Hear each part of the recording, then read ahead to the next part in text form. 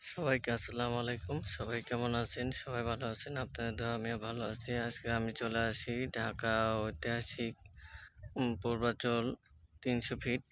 এই দেখেন, আপনাদের দেখাচ্ছি অনেক সুন্দর জায়গা। জলসিঁড়ি, এই যে দেখেন অনেক সুন্দর সুন্দর জায়গা। সবাই আমার চ্যানেলটাকে বেশি বেশি সাবস্ক্রাইব করবেন এবং লাইক কমেন্ট শেয়ার করবেন।